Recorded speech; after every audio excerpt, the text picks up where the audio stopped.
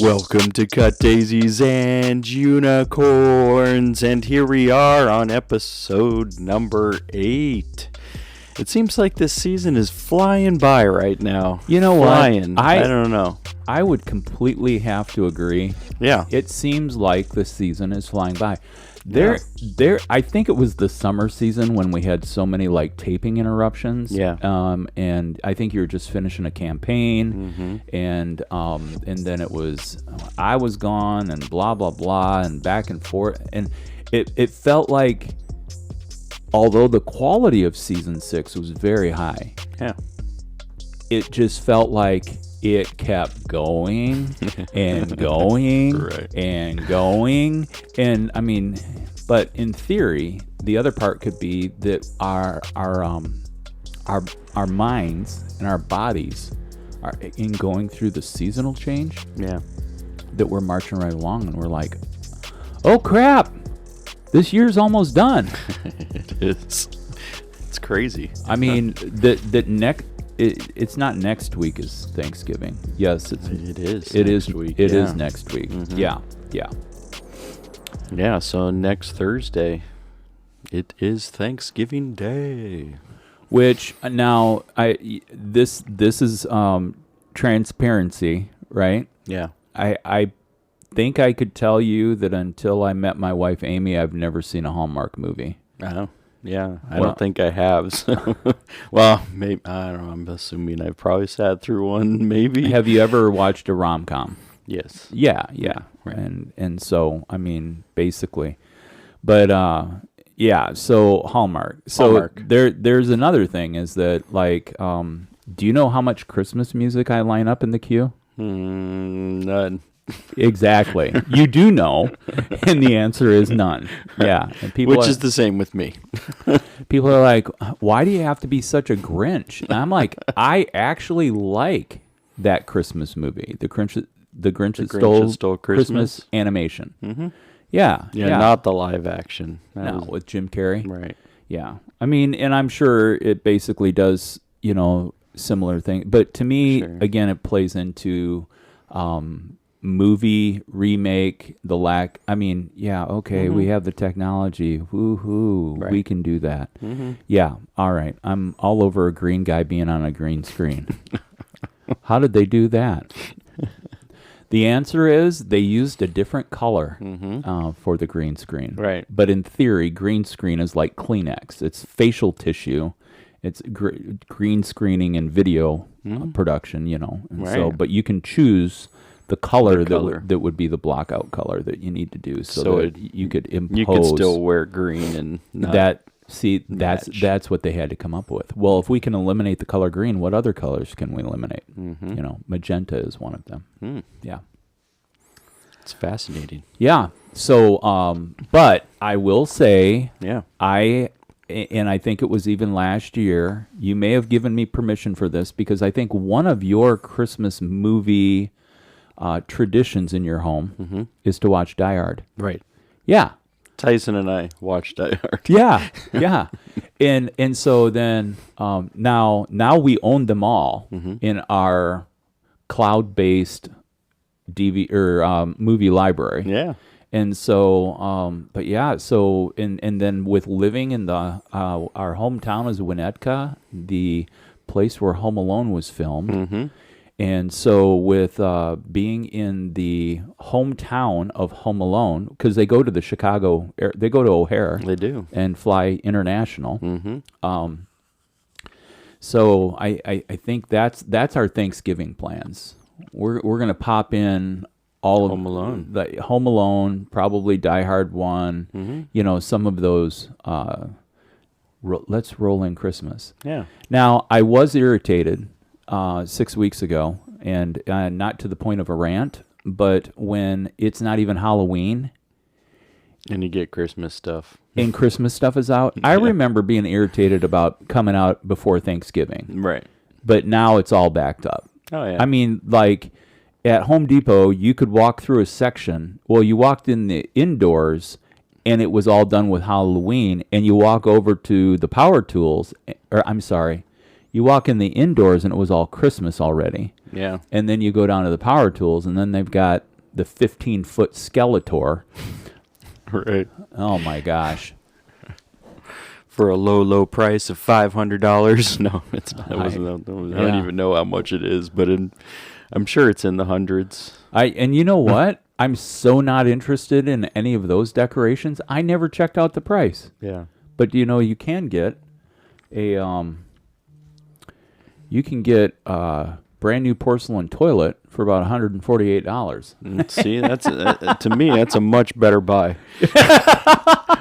Anything that carries our poo down the Chicago River. Right. Oh man, right? It is. It's a better buy. Because you're looking, I mean, especially at Halloween. I mean, like, yes, I know there's a bunch of people that put out Halloween decorations way early too, but, for the most part, like, you can't just, I mean, like, Christmas lights you can leave on your house for a little while because you're like, it's just lights. Leave it up. Who cares? Nobody cares. Right. But, like, when you're leaving up Halloween, like, it's weird. Well, I mean, you got to move because then, Thanksgiving's not far away. You got 3 weeks. Mm-hmm. Man, and gosh, in our hometown, they get lit for Halloween. Yeah. Oh my word, the Halloween decor and like very imaginative. I mean, but yeah, and then these people versus those people. Mm-hmm. These people. Then they have all the landscapers coming out and putting up all the lights. And the lights then go on. Right. And I don't know if there's an official, like we saw some single trees being lit up with Christmas decorations. But kudos. I mean, the weather is getting worse. Mm-hmm. Worser and worser. I mean, I have my self-awareness in my filter today. So, like, where in my head I'm swearing, I'm not using curse words right now. But, I mean, we've seen our first snowflakes, non-generational snowflakes, that is. Right. Yeah, but... And some of it stuck on the grass, but so far I haven't seen a lot on the sidewalks yet. So, So that's been good because they were talking about 2 to 5 inches, and I'm like, what? Like we were just at like 70 the weekend before. Dude, when I drove out to Iowa last Friday, it was like within a degree of historic high warmth. It was like 76 degrees. Yeah. And then the next crazy. day it was 34. Mm-hmm. Who packed 2 pairs of shorts and not a heavy coat? This guy. Oh man. Yeah. I was telling Amy the other day, I'm really slow to the dance. I don't catch half of anything that's going on. And it's true.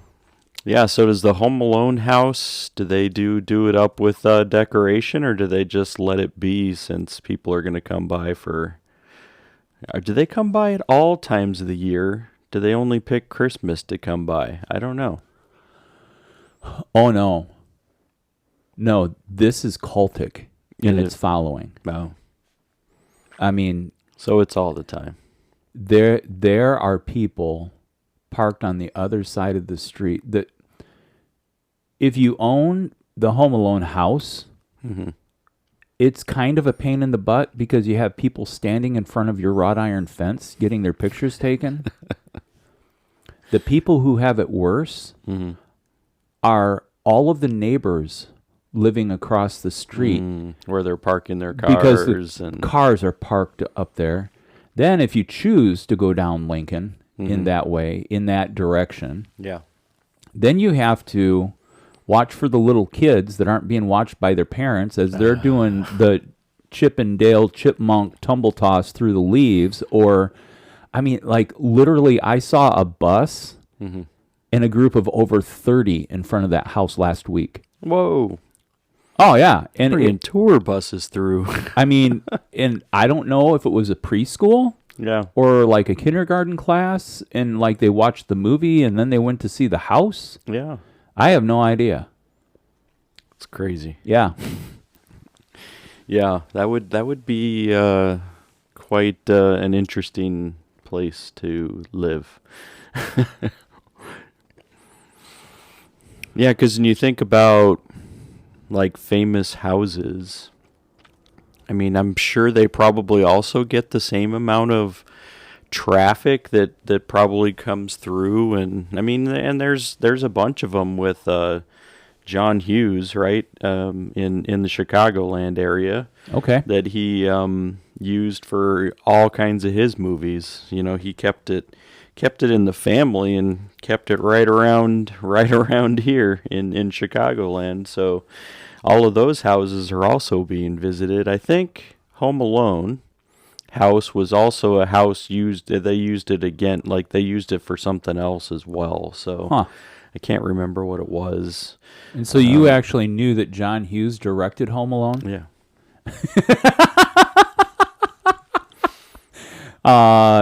And he also directed Ferris Bueller's Day Off, Right. Pretty in Pink. Mm-hmm. I mean, The Breakfast Gross Club. Point Blank. Oh, 16 Candles. Like, actually, it looks like the Brat Pack was like under his tutelage. Yeah. Beethoven with the Saint Bernard. Mm. Dennis the Menace. 101 Dalmatians with Glenn Close. Flubber with Robin Williams. John Hughes.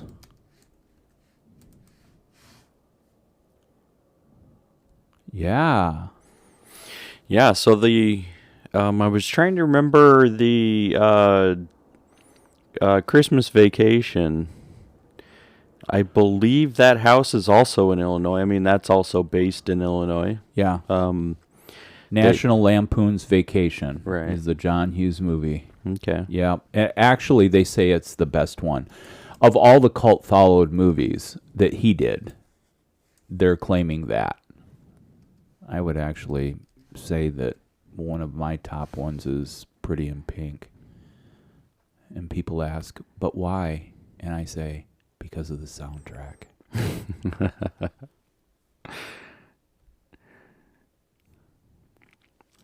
Yeah, I was trying to see because I was trying to find out which house the Christmas Vacation is. Oh yeah, where that one's at too, because if it's not that, like, I mean, it's very similar in look to the Home Alone house, but I know that there's been other things that have. I thought there was something else that was also there, but it's definitely not Christmas Vacation, but yeah. Yeah, so in 2012, that Winnetka house sold for $1.585 million. A relative bargain compared to the original listing price of $2.4 million. So that's the last time it sold? Was 2012? I just saw that in the midst of this whole article, but I'm trying to see if it's, because I mean, if you're looking at 2012 prices versus 2022 prices, you're probably, it's probably not the same. That's a little higher than the average home price. In late 2022, the median list price of homes in Winnetka was $1.5 million, trending up 3.5% year over year. So who knows? It doesn't necessarily say because somebody owns it current, right? I mean, they do.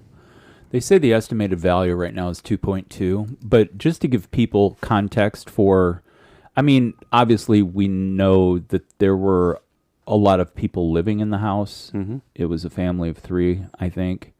But this home is 5,400 square feet, 6 bedroom, 6 bathroom. Wow. Whoa. That's a lot of bathrooms.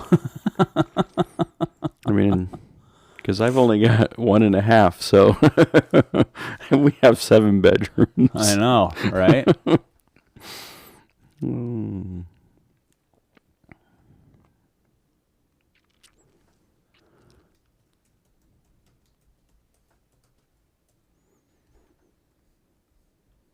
The Griswold house is actually an exterior set on Blondie Street on a Warner Brothers back lot in Burbank, California.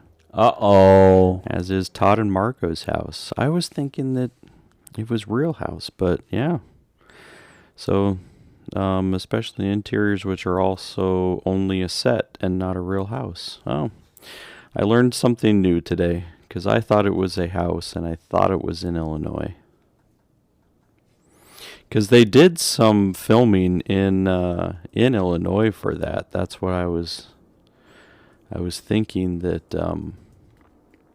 that it was here. Because I know that they filmed at the old Marshall Fields or now Macy's, and I think Macy's is even moving out of that location. So I mean, it's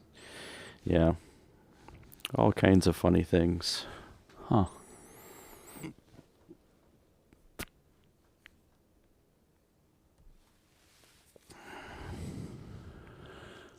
Well, yeah. I was trying to find more about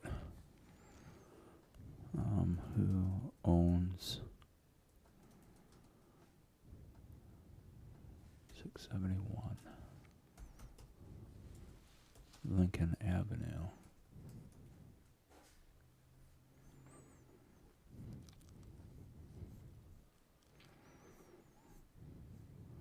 This can't be right. It says that they lived in there since 1988.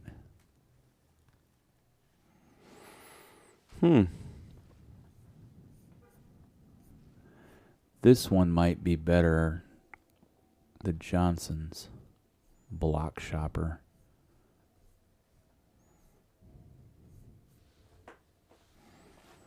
Well, apparently the purchase price is not available, but they bought it in 2016, which I think that's the time frame that you were dealing with. Yeah. Because Abenshin. Yeah. So there's a thing that happened in 2003 to 2006 with a trustee and all the trust and trustee and all that stuff. But in 2016, Timothy and Tricia Johnson took ownership, and that's what the current. But the tax assessment on that place, $60,000 a year. Yikes. It says it only has 3 baths right now, but I don't believe anything that I'm reading right now on the internets. The interwebs can lie. Hey, so this is episode 8. It is. I don't want to take a lot of time because we actually need to get to some content. We do. All right. Yeah. So, and 78. 78. That's the year of my birth. Oh, wow. So this is a special year. Right. Yeah. Nice. Right. So you feel good about 7 and 8 being together. Yeah. All right. Yeah. Cool. 7, I always 8. felt like 8 was always like a big brother to the number 7. You know, that's, I mean, how I related to those two numbers. Yeah, you could see that. Yeah. Some of the weirdest things about 8, figure 8 race car driving. Yeah. Go to YouTube and watch some of that shit. Okay. I mean, these cars aren't driving in a circle. They're driving in a figure 8, and you have to plan your crossover. Oh. Have you heard of anything like that? No. Oh yeah, I think there's a figure 8 racetrack in Adel, Iowa. Huh. And it could be further out, but yeah, basically if you go to the dictionary, look under batshit crazy. They actually have list of drivers would be on there. No, the locations. Oh, this is where you can find batshit crazy. Okay. Figure 8 race car driving. Figure eight race car driving. Actually, in the brand new Footloose, in the brand new remake of Footloose, they figure eight race school buses. Who came up with this? I'm just here to help. Like, this is crazy. Of all the information I can give, I can really put up a pile of useless. Yeah. Yeah.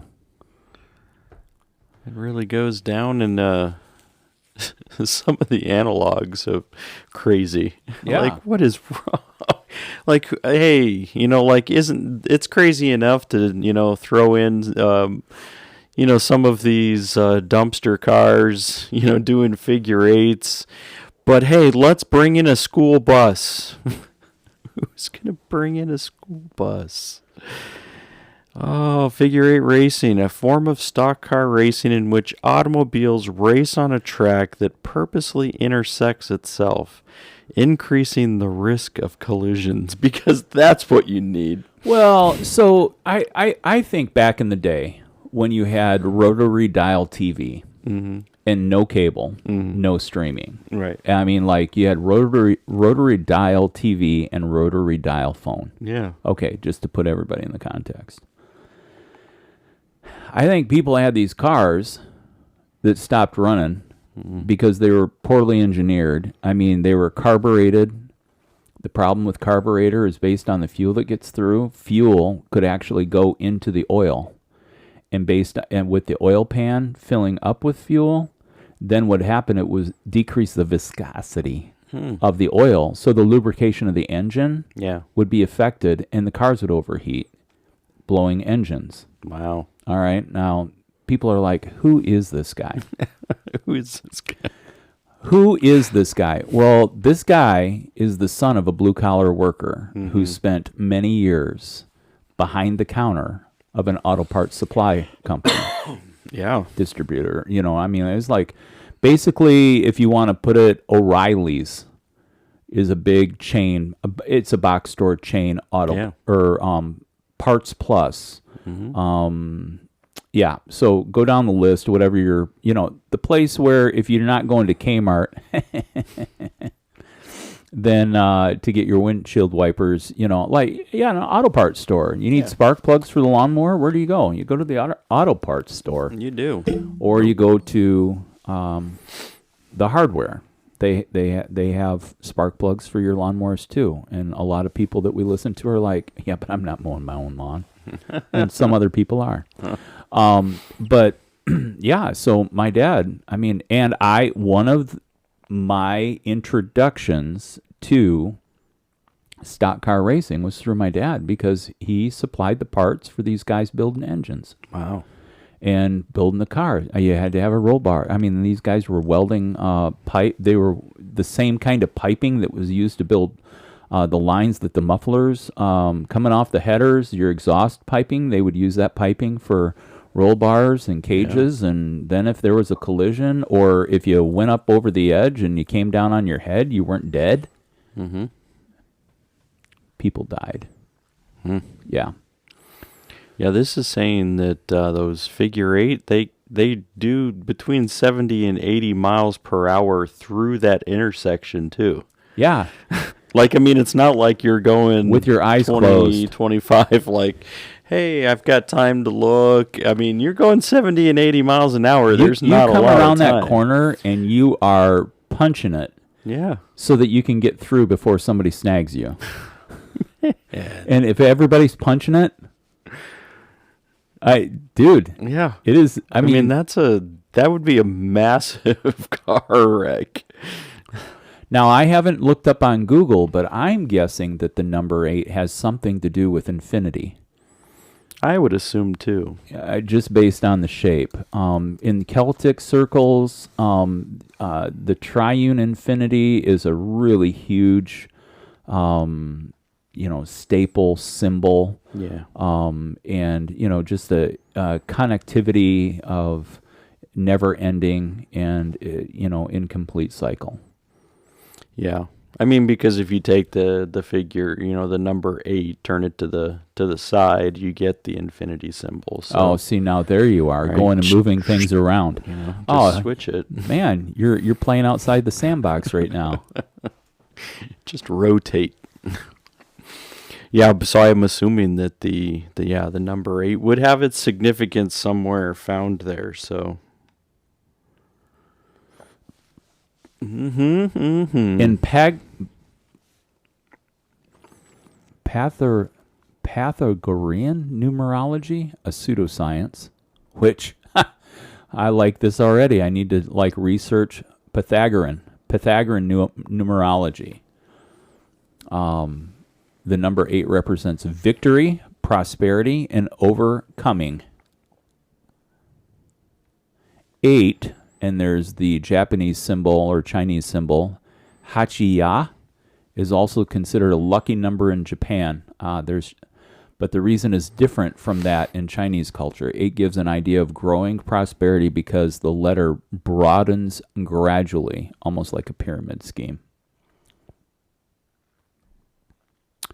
Great balance and stability, selflessness, responsibility, and resilience.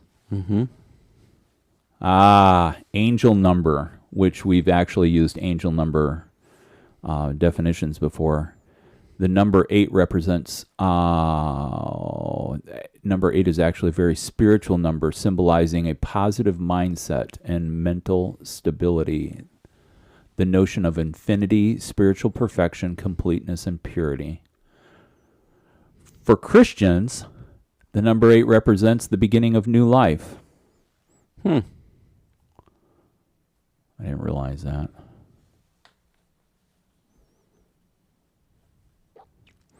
It's fascinating.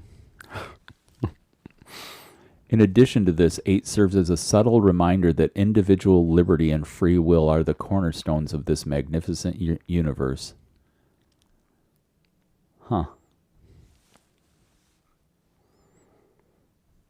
Well, number 8 is the atomic number for oxygen. That's a good news. So when I think of the number 8, do you know what came to my mind? No. The magic 8 ball. Oh, right. You shake it. Magic 8 ball. Ask magic 8 ball. Now, so then I was really hoping that the magic 8 ball was invented somewhere around 1978. And you know what I found out? 1946. Oh, I didn't know it was that old. That's been around. Yeah. That seems seen some years. And it's still on the shelf, I think. There's still one of those companies, whether it's Parker Brothers or somebody in that realm, I think bought the Magic 8 Ball. So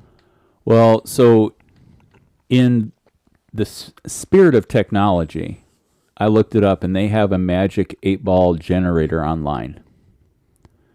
And so what I want you to do is I want you to ask me something you want to know about the future.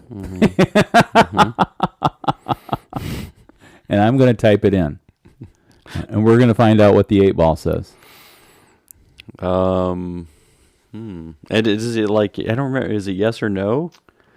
No, because it could be it's like I think within the 8 ball, there's an 8-sided die that comes up with all the different sayings. Yeah. Sometimes it says most likely will, or something like cloudy or something something unsure. Okay. How about this? Yeah. Will I play the lottery? I mean, that's safe, right? There we go.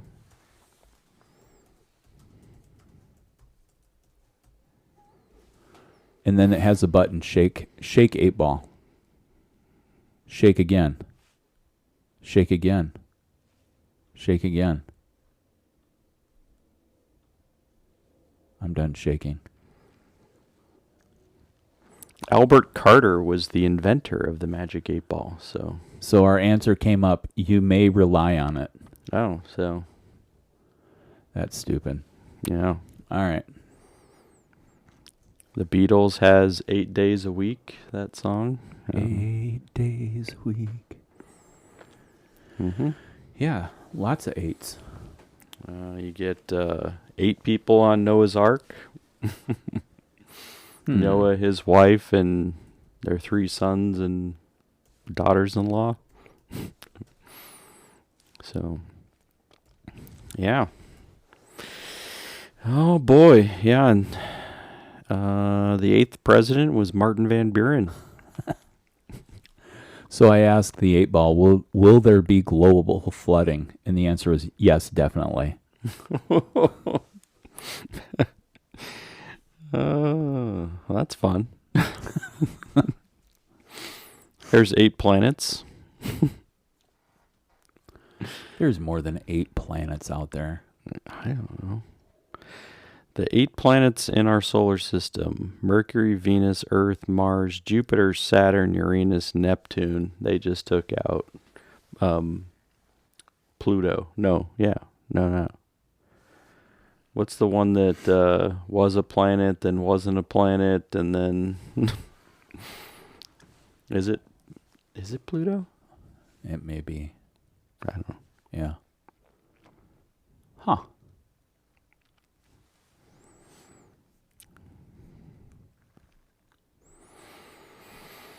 Yeah. So if you're bored, we've given you a couple different things. Some getting ready for the holiday movies to go back to. Right. We've Or also a Magic 8 Ball online. You can do the Magic 8 Ball online. Mm-hmm. Or worst case scenario, go to YouTube and pull up figure 8 stock car racing. Oh, that too. We've already given them lots of options to explore. I mean, you don't have to be bored. Right. Or you can look up the number 8 and see all kinds of things unfold. The number 8 is also in Buddhism, the Eightfold Path. So, Buddha's birthday is celebrated on the 8th day of the 4th month in the Chinese lunar calendar. So much about 8. So much. Yeah. So I wonder, is 1978, other than me being brought into the given life and breath, I wonder if there's what other significant things occurred, which, I mean, you can probably also end up doing on your own as well. But just being able to say, hey, look, midway through 1978, I was brought into new life. Well, I mean, I just think it's wonderful to consider that you were born in this year. Yeah. Thanks, Mom Robarge. Thanks, Dad Robarge. Right. Oh. Yeah. So, what do we have today that we're going to explore? What are we going to explore today, everybody? Well, we have a topic, and Steve's going to introduce it for us. Well, I was noticing in some of my viewing that there's some really interesting themes that are coming up. A couple of my favorite movies, I really like. I like the Sapphires, and it started getting me thinking about genocide. I mean, heavy topic, right? It is. Who wants to talk about? But you know what? I'm just, of all the things that go through my mind, the idea of like wiping out a race or a group ethnicity is just really, it doesn't go through my mind. Yeah. Or even the idea that like that's even possible. Like somebody's like, hey, I had a run-in with this group of people, and now I'd like to eliminate them. Not just that person, but the entire group. And yeah, I mean, I don't think it happens that easy, but I think that there's probably wheels that get set in motion, and I think this is when, people perpetuate common stereotypes. Yeah. They're like, oh, we should just continue to plant this. And then, so I think there's lots of that also happens, that starts to erode, some of the, I guess, yeah, you're right. Let's just, continue on with that stereotype because I saw it happen. Well, like in Australia, the Aboriginal group there, which would probably be the equivalent to the American Indians or the North American Indians of North America continent. And we, again, for context, Australia wasn't an independent nation back in the day. No. It was a penal colony for like Britain, Great Britain. Yeah. And so the idea that white people get to show up at a place, say this is now mine, and hey, by the way, everyone here, you either have to become like me, or I am going to create this this part of my heart where I hate you so much that I want to eliminate you. Right. I mean, I know that's very straightforward, and people are like, "Oh gosh, are we back on this again?" But I mean, really heartwarming story. The movie The Sapphires. I love the soundtrack, and it's got all that '70s soul and groove and funk and. Give me some of that sweet soul music. Ow! So anyway, that outburst leads me to, I was also reminded, I cried during this movie. It was pretty sure on Netflix. If not on Netflix, it was on Prime. It was about this, the first professional Inuit hockey player. Yeah. And I believe that was out of Canada. But again, there was a part where Canadian, North American Indians in Canada, children were ripped out of their homes and put in these transformational schools. People might call them orphanages, but when your parents are alive and they take you away from them, you're not really an orphan. It was a rewiring indoctrination of how to become like the Canadians that we want you to be. I mean, odd, right? It is odd. And yet this all was going on. I mean, like, it was still going on even after World War II. And with the Nazis of Germany, whose desire was to eliminate. And we've talked about the conspiracy that there's people who believe that the concentration camps never really happened. Yeah. But you can go to where the concentration camps were and, they're actually there. Right. Saw another movie on... wealth that was stolen. Actually, this was a Hallmark thing. Hallmark had a movie. Hallmark had so it's the Garage Sale Mysteries. Yeah. And so the lady whose daughter got into the college because she paid to have her test scores and stuff. Anyway, she's in that Garage Sale. Yeah, here.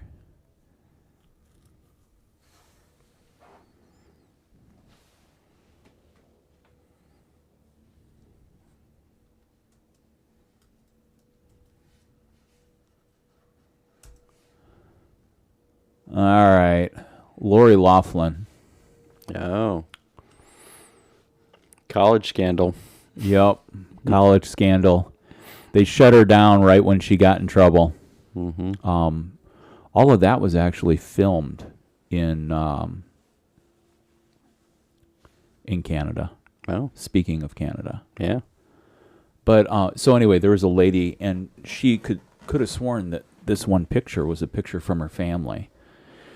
And anyway, they had a international group of people chasing down fine art pieces that were stolen from people who are Jews, were Jews of Jewish descent, because of all of the great wealth. I mean, between gold, fine art, and all of that stuff. Yeah.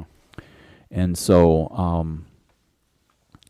I mean, but the whole thing about Nazi Germany and going for the elimination, and it wasn't only the elimination of the Jews. Right. I mean, the eradication was like an eradication of the unpure. Yeah. And different, I don't even know how do you say it? Different ethnicities of humanity were considered. We've gone over this. I think in season 1 we even dealt with diving in. We were looking at secret groups and things like that. But some of the propaganda, and there's people who are like really into collecting Nazi propaganda and like Hitler's paintings, and I mean just this.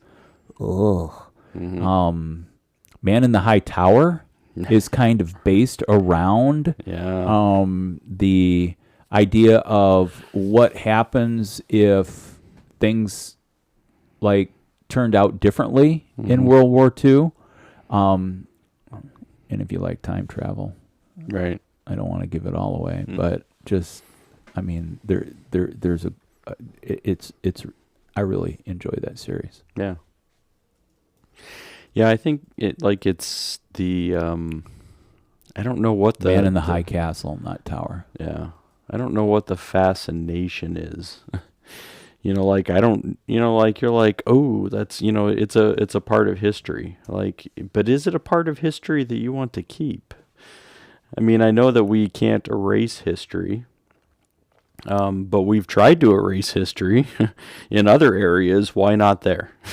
Right. Like, let's just, move on, right? No, like we sometimes need to understand the past, right? We need to understand the history so that we can work to prevent it in the future.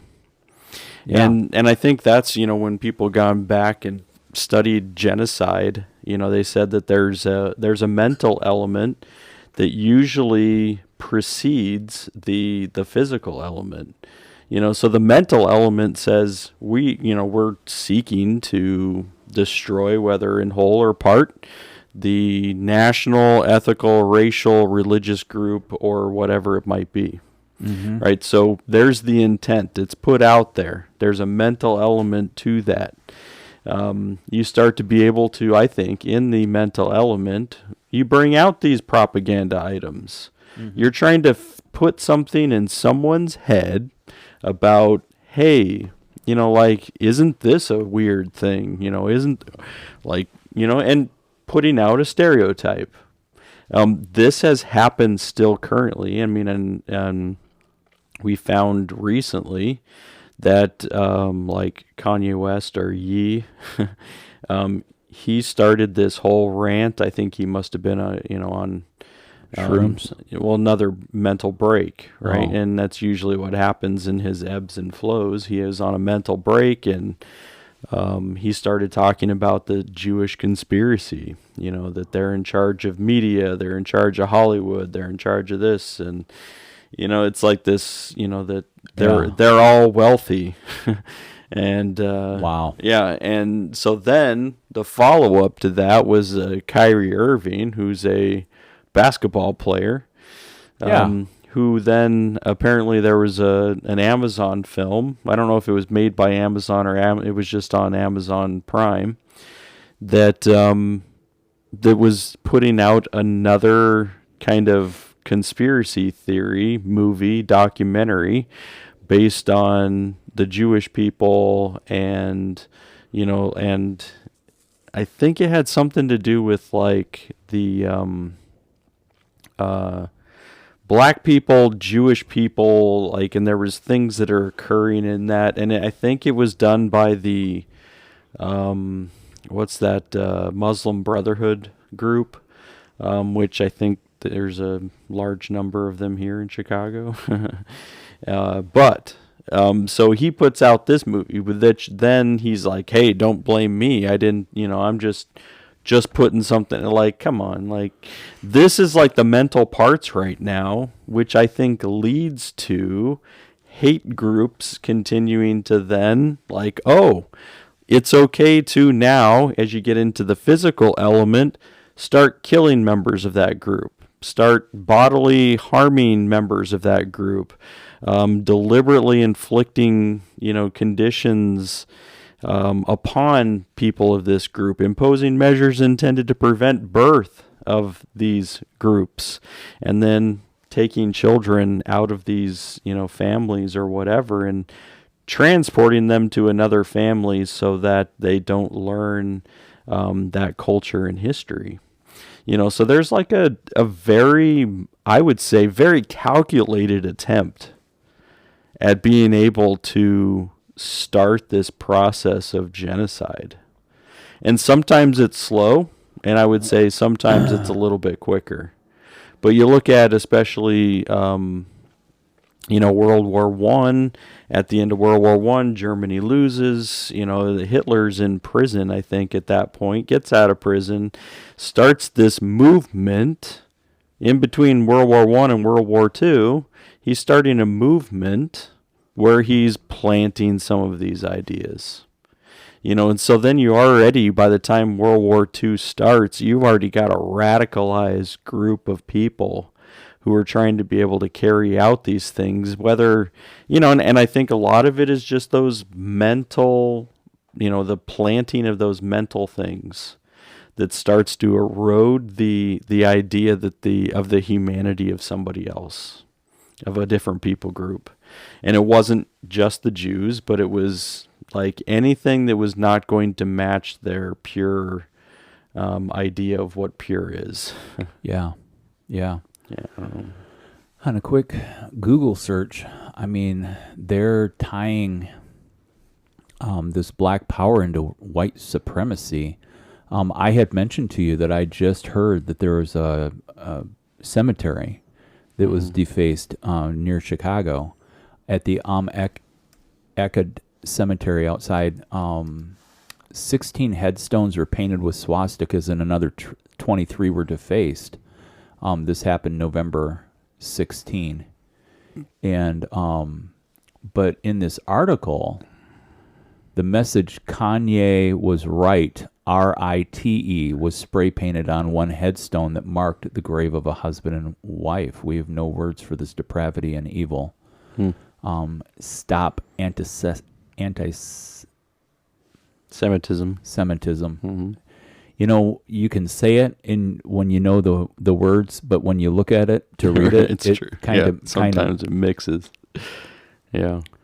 But yeah, these people, like, really, really moving out, and that came up that in the article that I was hearing that these kind of hate crimes are up 70% since 2020. Wow.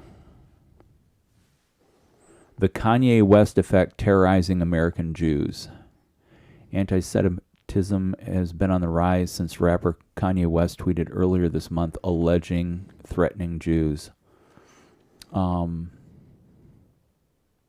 And yeah, I mean, he's in the middle of stirring the pot or reopening. And I go back to I don't know what is it within humanity that looks at a race and says, I need to eliminate you. Right. Yeah, I mean, there's a Wikipedia, where it just goes through a list of genocides Okay. Yeah, give it to me. So I mean, they talk, and they, so the Holocaust is listed first, Okay. which again, and this is crazy right here. So 1941 to 1945, a lowest estimate of the amount of people that they killed was 4.2 million. A highest estimate that they're making, that somebody's made across history, is 7 million. So they're like somewhere between 4.2 and 7. To me, that's a really big, span. Yeah. But I'm not denying. I'm just saying, like, I mean, somewhere between 4.2 and 7 million. But Germany was also carrying out another genocide. And this was, German atrocities committed against Soviet prisoners of war. And this was also between 1941 and 1945. And the estimate here is 3.3 million to 3.5 million. So if we're looking at Nazi Germany, 1941 to 1945, that's, I mean, low estimate, 4.2 and 3.3. Mm-hmm. I mean, that's a lot. That's a lot of people they were eliminating. Right. Like I mean, you're two fronts of genocide. Yeah. Both with the Jews, and you're also looking at, the Soviet prisoners of war that they were trying to be able to eliminate. That's crazy. I mean, you get third on the list is also Nazi Germany. Started in 1939 to 1945 with crimes against the Polish nation. So the Poles were also being they had a plan for genocide there. Looks like 1.8 is the low estimate to 3 million is the high estimate there with the Polish nation. Yeah.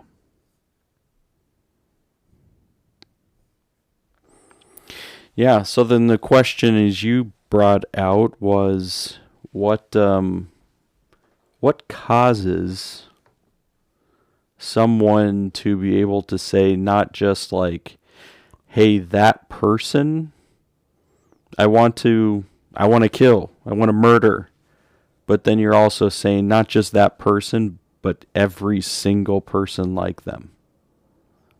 Like every person in their culture, every person of their makeup, I want to eliminate.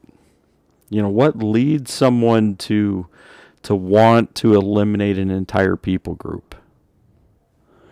Well, I think as you dive in, that Nazi Germany came up with a racial policy. And it was a set of policies and laws implemented during the dictatorship of Adolf Hitler.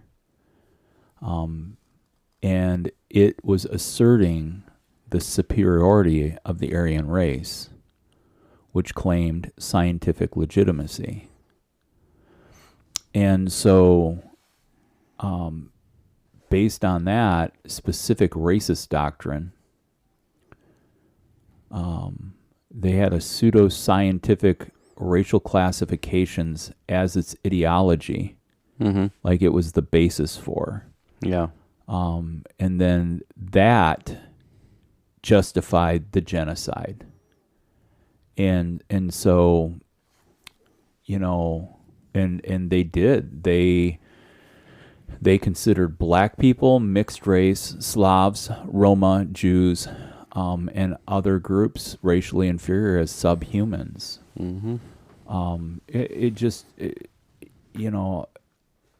mean, I'm just like blown away. Roma, also known as gypsies, and like if you like Peaky Blinders, that's the Roma class, right? And yeah, it's that's really in a fictional storyline, a very interesting look into what was taking place back in those days. I think there's like a real strong, not only are we seeing that people want to, history has been taught and given from people who want it taught the way they want others to see it. Mm-hmm. The other thing that happens with history is now we have people who want to influence how everyone culturally remembers history. I saw this series English on Prime. Yeah. And it's back in that very similar. I think Sheridan has really struck a place where people are interested in the settling of the West. Yeah. And that 1883, and how, if I understand his writing and what's going on, there's going to be another 1883, and it's going to focus on the black sheriff during that era. And then the next one that's going to have Harrison Ford. That's 1923 or whatever. Yes. Yep. But yeah. So we want to visualize. We want to be able to see. What is history? What is history like? And I mean, but in this English, I mean, they talk about how the buffalo hunters were sent out to kill buffalo. The only thing that they took was the tongue. Was it a delicacy? Yeah. I mean, but you could have ate the whole thing. Right. But they left them on the plains just to rot.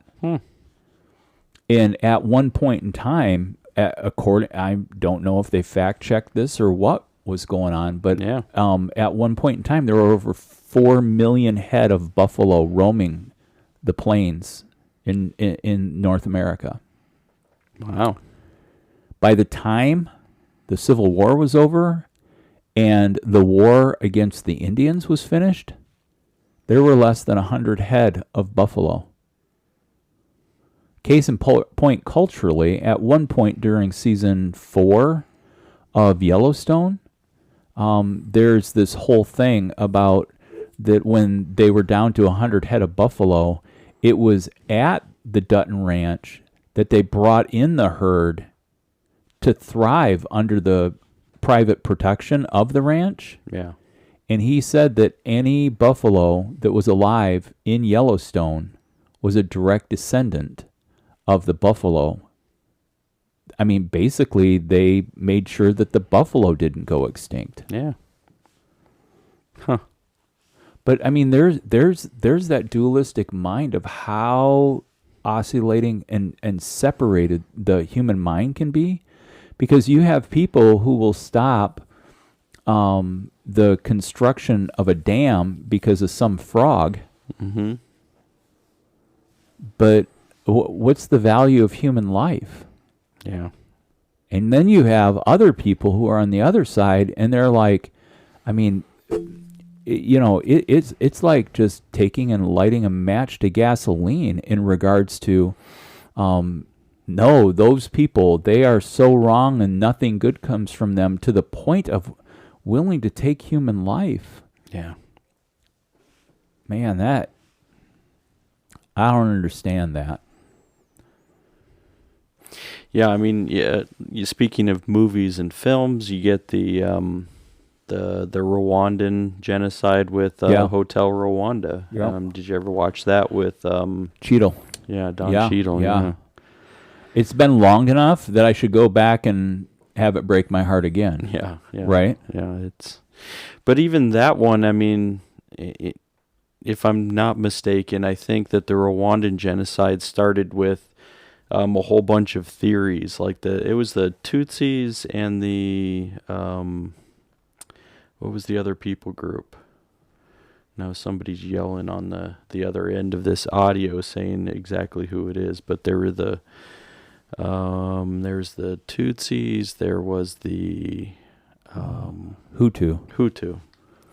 Tutsi, during a period of about 100 days, members of the Tutsi minority ethnic group, as well as some moderate Hutu and Tiwa, were killed by armed Hutu militias. The most widely accepted scholar estimates around 500,000 to 662,000 Tutsi deaths. Yeah. There was a movie made on that as well, about who that leader was in the killings. But yeah.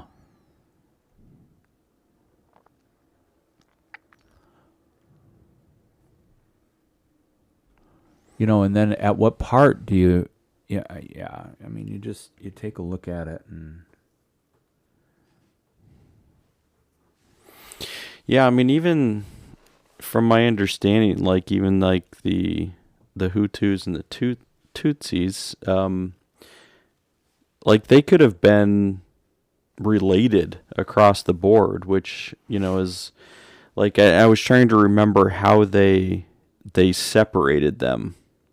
They're like, you're this part, you're in this part, and now we'll kind of divide you, which then goes back to our the whole dualistic thinking too. Like, I'm on this side, you're on that side, and they actually were making the dualism very clear.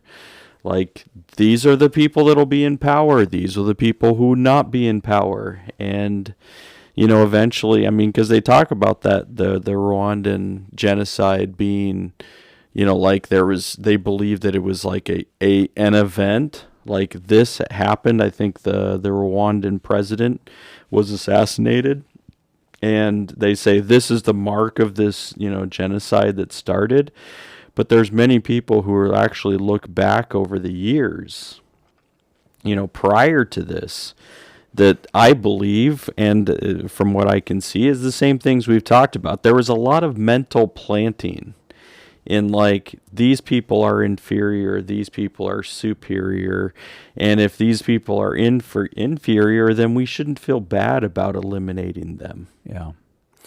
Because, going back to Nazi Germany, and yes, Nazi Germany is not the only, as we've pointed out, not the only genocide. But it is one that people are very familiar with. And so when you're thinking about that, it was their plan as well. Jews are inferior, or they only care about money, or they only, and it's these same stereotypes that continue. Yeah. And, so you just start planting these things, and that's where I think then generations, that come out of that are also affected by this. Yeah. We're not going to say this trauma stopped when the trauma happened. We've talked about generational trauma on here too. Well, and interestingly, one of the top genocides taking place is in Darfur. Mm-hmm. And it actually says, hey, it started in February of 2003 to present. It continues on. Right. But when's the last time you saw Darfur in the news? Right. No. Which, if people wonder, that is in Western Sudan.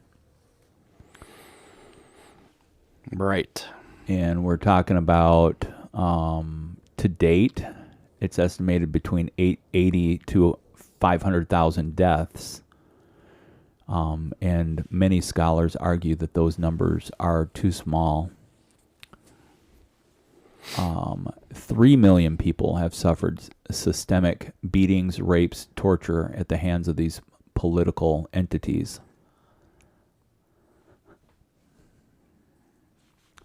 And they're saying it's probably, because of its continuation, it's probably one of the worst genocides to have occurred in modern memory.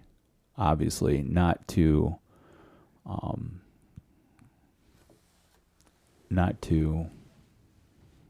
go in the direction to say every genocide is, just a travesty. The Armenians lost 1.5 million people back in 1917. That's so far back, people don't even remember to talk about it. Yeah. Yeah, and this one this one also is kind of interesting with the conflict right now with Russia and Ukraine. There was a Ukrainian famine of 1932 that was a man-made famine. Yeah. And so this was Joseph Stalin, that he was trying to eradicate any Ukrainian nationalism. Mm-hmm. And so this is the way to do it. Starve them, ultimately have them, die of hunger. Yeah. And so that was like a very systematic way of eradicating them, right? So they stipend the area's peasants of stripped the area's peasants of nearly 100% of their grain and food to achieve an overly ambitious 5-year plan for the Soviet economy. So they would go through, take away food, take away any means of even making their own food. And it says that somewhere between, and this is a really wide range, but 3.5 to 10 million people. Yeah. I mean, that's a lot of people over. I mean, this is talking about 1932 to 1933. Well, not even a long period of time. Right. And the other part of that is it's like Russia has the Soviet, we went through that last time. But Russia has like its own Middle East with the Ukrainians, and up until the last outbreak that's occurred. But I mean, like, it just is a continual tension, point of conflict. And, just jumping through that, but that was my point about the buffalo. Mm-hmm. That the whole purpose of killing all of the buffalo was to make it so that the American Indians would starve. So it was also very systematic.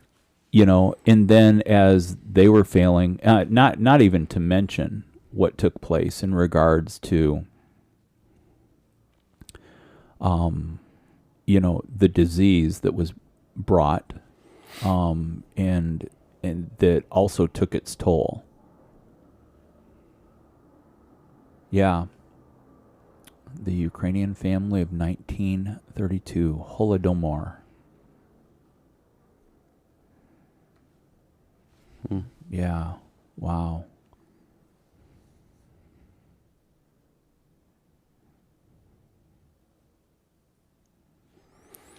Wow. Then you get Mao Zedong, right? Thrown in there. 1958 to 1962. It says 55 to 60 million people were also systematically killed. What did they do? It was later viewed as one of the most horrific genocides of human history. Through excessive grain collection policies that left Chinese farmers with nothing to eat, similar to Ukraine, starvation quickly ensued across the countryside, leading to famine conditions. Although Mao and the Communist Party would later claim that the famine was the result of bad weather conditions, it was actually a result of bad planning and unnecessary social and economic policies that placed political ambitions over the sanctity of human life. Yeah.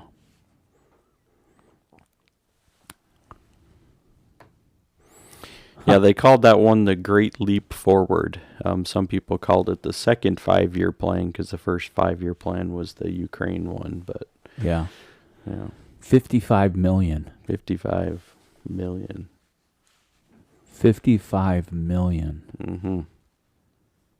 Wow. Yeah, so I to me, it's it is, it's interesting, when you're looking at numbers like that. I mean, and we talk about the Holocaust being, and that is significant, like 3.5 to 7 million people, somewhere in that range, to somewhere between 55 and 60 million, to the Mongolians in the 13th century, or estimated death toll between 60 to 100 million people. I mean, so we're looking at numbers that are, like this is like population, like significant population decrease. Yeah. Because then you also, and I know they didn't consider this a genocide, because it wasn't a specific people group. But, when China instituted the one-child policy, you get one child and everything else after that, you're going to be taxed for it. So they were eliminating babies. Yeah. Out of being born, eliminate babies or send them to the orphanage, or, so then you're getting mass killings there too. Yeah. Systematic population control. Yeah. Yeah. So I know that it's probably not the same conversation as a genocide, because it's not, it was the same people group that was attacking the same people group. But, but it is, you can kind of look at like what leads someone to believe that we have to eliminate, and for them it was population. And we have people today who are like the environmentalists that are on a more extreme militant environmentalists who, are looking for these, and they would say natural ways of reducing population. But would they take a leap then to the next step of saying, hey, nature's not taking care of this fast enough? Yeah. And then you get like eco-terrorism. Yeah. Where you're like, we need to eliminate people. Yeah. I don't know. Well, and so even in the extremes too, like in Nazi Germany's policy, there were some races that they're like, oh, complete elimination. We want this to happen. We're going to kill the Jews. And the Romas, they were actually allowed to be deported. They sought to rid Germany's state of Jews and Romani by means of deportation and then later extermination, while blacks were segregated and eventually eliminated through compulsory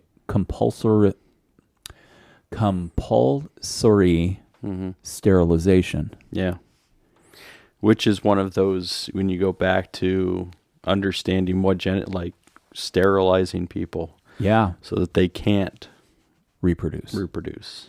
And we go into how this is where film and culture is telling the story, because in Yellowstone, Beth was taken to a clinic for an abortion, and on native land, and her brother, adopted brother, was warned fully that if she got the abortion there, she would have to be sterilized. And he went forward with it. Right. And in the conversation between father and daughter, then John Dutton is like, heavy-hearted, because he had a daughter who didn't feel she could... She felt it was such a big problem that there's no way she could face her dad. Right. But he wouldn't have handled it the way Jamie handled it. Right. But this is when we talk about the act of government, our own government, right, against humanity, we can look at these genocides. And now, personally, in the research that we haven't done, because we're pretty loose on that whole thing. But we'll go back and fact check. But one of the things is like that was a law instituted not by the Indian tribes. That was an imposition on the Indian tribes by the federal government. Mm-hmm. How are we at work as a nation in ethnic elimination? Yep. Man, this is a sobering conversation. Yeah, because what we've been talking about is past history. We've been talking about foreign nations, mm-hmm. and now we say it comes home. Yeah, exactly. And we're not, I mean, and so with Yellowstone, yes, it is a fictional show, but they're also bringing in real elements from history. You know, so whether, you know, like Beth, yes, was not a real person in history, but are these sterilization clinics on native land, are they real? You know, is this a real part of history? And right. And if it is, I mean, we're also looking at, it wasn't that long ago that it would have been in place. We look at sterilization, or they would call eugenics, in black neighborhoods. I was just looking it up. Yeah. Yeah. And that's where you'll also find, you know, and this gets into, yes, I mean, we talk about eugenics. We talk about Margaret Sanger, who is the, started a, Planned Parenthood. And yes, I know this gets into a much larger conversation, but her idea was, we're going to put these Planned Parenthood, or these abortion clinics in neighborhoods where there are, the majority black people. And we want to, hopefully, not just abort the babies, but we'd like to sterilize these women. And so there was, so we're not just looking at a native problem, like we were saying with on native land. Yeah. But we're also looking at, black people. And they're like, we have to eliminate this group of people. There was a plan in place. Right. There was a whole group of people who were eugenicists, who were saying, this is what needs to happen with these people. Right. Like this is a problem in our history. And in our present. Yeah. Because from Psychology Today, which I know you're a fan of. We bring it up often on here. Forced sterilization is not a relic of the past. This article, dated December 17th, 2021. So we're rounding the corner into a year ago. Now, I would ask our listeners, how often can something of change that matters turn on a dime around here? Usually, not very often. Mm-hmm. Forced sterilization, generally regarded as a crime from decades past, still occurs in the United States. A whistleblower in Georgia revealed that women in a detention center were victims of mass hysterectomies. The Georgia facility was later closed, but private companies such as those run by Homeland Security were not.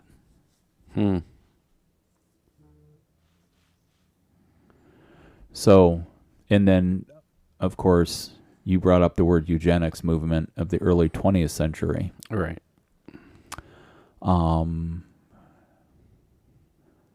Focusing on women who were too interested in sex and were sometimes in this category. The Supreme Court made the procedure legal in 1927 in the case of one indigent Virginia girl. Justice Oliver Wendell Holmes decreed 3 generations of imbeciles are enough. This is the mentality back in 1927. Mm-hmm. Now, as we point the finger to Adolf Hitler, we're 6 years away from 1934. Right. I mean, and this mentality, for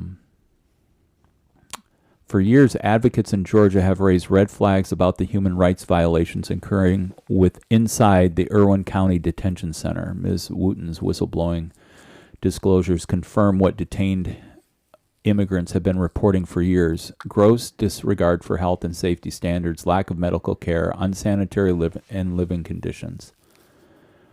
If true, the appalling conditions described in the whistleblower complaint, allegations of mass hysterectomies being performed on vulnerable immigrant women, are staggering abuse of human rights. Sadly, Georgia is not alone. Earlier in the 20th century, California had led the way in eugenics. The state sterilized more than 20,000 people. He says sterilization in the state was so far advanced that it inspired similar practices to Nazi Germany. And California lawmakers banned forced sterilizations in 1979.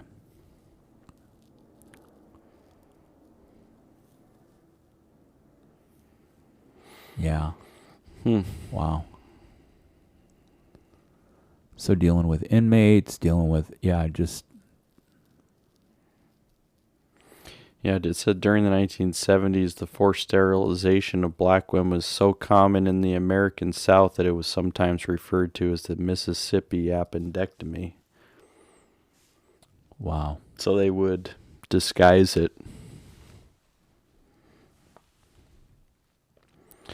Yeah, the two most recent state laws regarding forced sterilization were passed in 2019. An appendix in the report lays out the specific laws in every U.S. state and territory. These are very current laws. So you're right. Like, it's not just part of our past. It's apparently some of the same things that were used and are indicators of genocide are still being utilized. So the New York Times reports that sterilization abuses have occurred in different settings over time. One fact remains constant: people with historically marginalized identities, disabled, female, Latina, Black, and or LGBTQ+, have been overwhelmingly targeted. There is little irony in the fact that historical researchers have discovered that there is no evidence the Virginia girl at the center of the 1927 Supreme Court case was mentally disabled. And that is the focus on that if there's the sterilization of the mentally disabled was, quote unquote, a commonly accepted practice. And so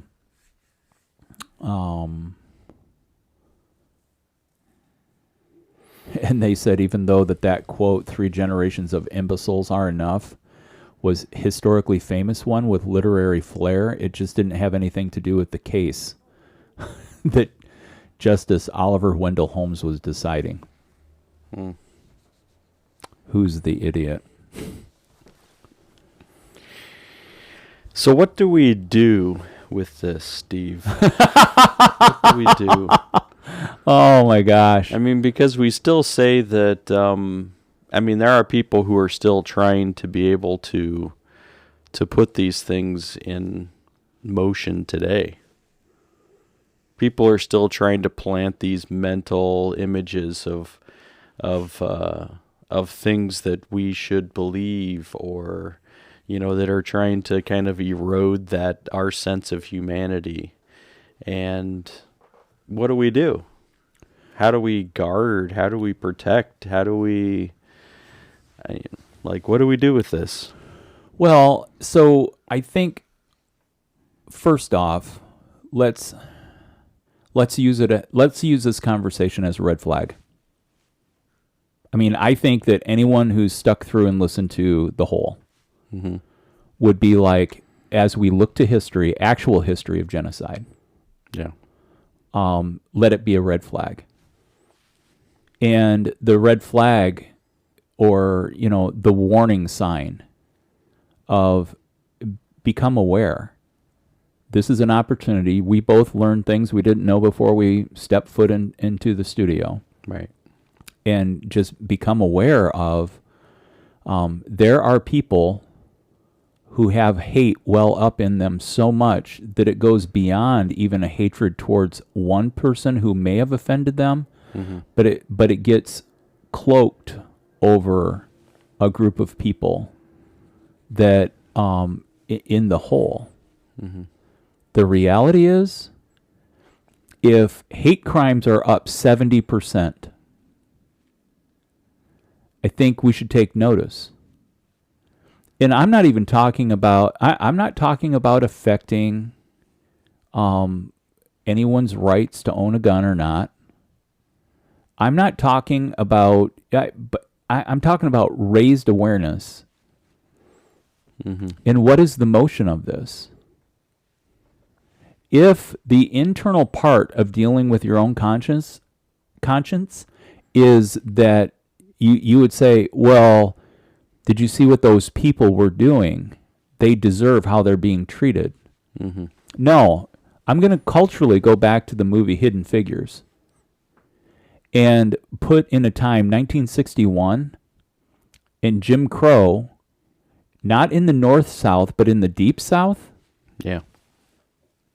That humans chose that they could go just because of someone's color and string a noose around the neck of a black man or a black person, black woman or child, and be strung up.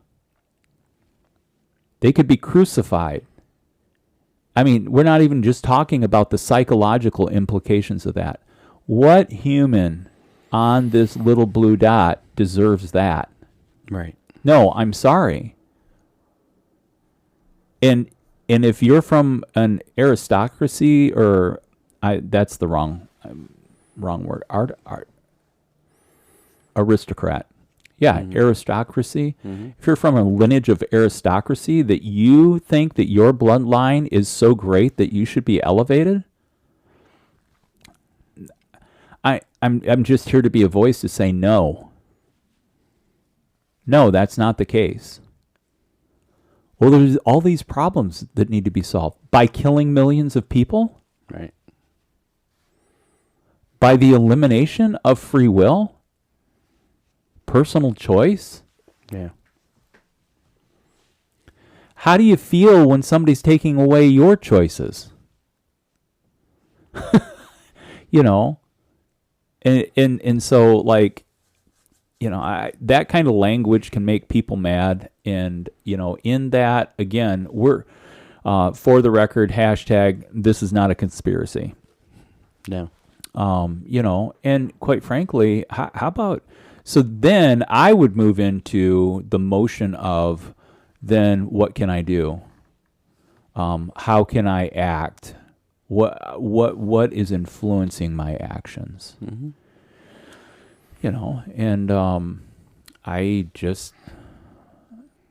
And I know there's evil present, and I know that there is good present. And shall we choose the path of good? And there's enough power, there's enough money, there's enough control. I mean, the people in our governments are dealing deals with zeros at the end of the deal that are more than I can count. And certainly I have to take zeros away to be able to do the math. Right. I don't have the money to change this, but I can act kindly towards my neighbor who's of a different ethnicity. Yep.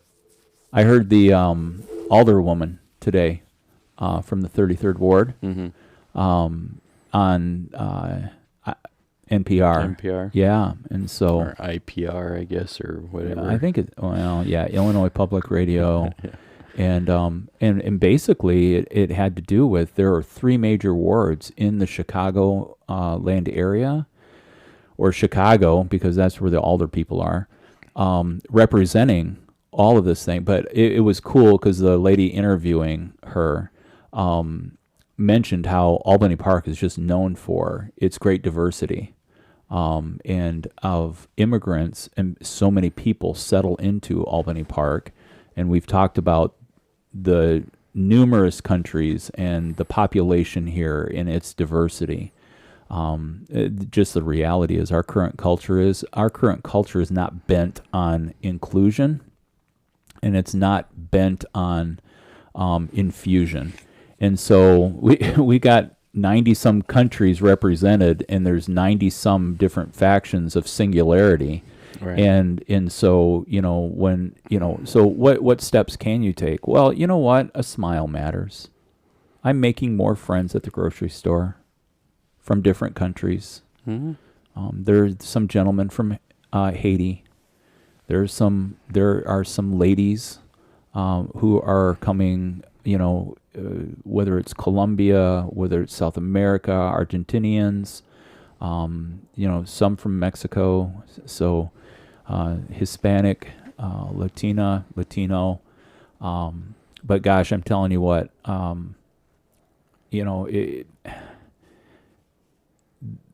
when you toss a small stone into a smooth pond, mm-hmm. the ripples go out. So if in our generosity, in our kindness, we can create situations,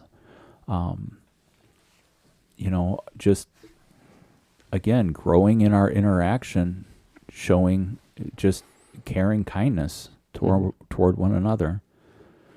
I mean, I'll guarantee you that in the diversity of that grocery store, there are probably multiple religious backgrounds represented. Mm-hmm. I don't have to work on religious background change. I don't have to work on conformity. I don't have to work on making them the best Steve Coppel that they could be. Right. That's not the goal. The goal is how can we just all get along? Mm-hmm. Or how about, let's take a giant leap. How can we live our lives so that we're not killing off mm-hmm. millions of people? Right. And then I would just ask the really double-edged sword, really, how much do you value life? Mm-hmm. Or is it the clickbait, check a box, this is where I'm resisting arrest? Right. So. Yeah, so I think we take this and land at we also need to look at what we're going to do and where we're going to spend our time and energy, and fighting, some battles that people are like, well, you don't need to do that. Like, well, we don't want to get there. So that means we've got to start fighting here. Yeah. And, whether fight's a good word or not, I mean, we need to point out some of these things that happen, so that we don't get there. And the things that have been planted in us, we need to point out our personal biases and say, all right, that is something that's been planted in me, and let's work on eliminating it. And so I think we bring it and land it, and when we say we've also got to look at ourselves. Yeah. Yeah. We do. All right. So it's a heavy topic today, but... Oh, it's good. We've been kind of, doing some different things along the line, and I think just raising awareness in regards to this is a good thing. And I think that tongue-in-cheek, you can look at what the filmmakers of our current day are putting. Now, do you believe... I believe more that I see on the screen than I do what I look up on the internet. I mean, because you can find all kind, but on the flip side, when you see consistent messaging about things historically that have happened, or hey, take that thing that you think, oh, is that true? Is it really true? Yeah. Well, do the research on it and find out. But I mean, there are people who believe in a flat Earth. I mean, and so what do you do about that? I bet if I got into a conversation with a flat earther, I'm not changing their mind. No. Yeah, but it doesn't mean that I can't be nice. Right. And the same thing, like you're also not going to change your mind that the earth is round. Well, and I'm not going to pick up arms to get rid of them because they're useless. That's just my personal choice of action. What I'm not going to do. Agreed. Sometimes we talk about what we are going to do. And sometimes there's a point in time when we have to eliminate what could be done and choose what not to do. Right on. And with that, we give you episode 8. Episode 8, season 7. It's a delightful episode. It's the episode that gave birth to Phil. Not really. The episode didn't give birth to Phil at all. Phil's mom gave birth to Phil. All right. And you know, but it's delightful because it was the year he was born. Right. Boom, boom. Very delightful. Yeah. Heavy episode on this 78. Genocide. So, take some time. Look at things that are happening and look at yourself as well. Think about it.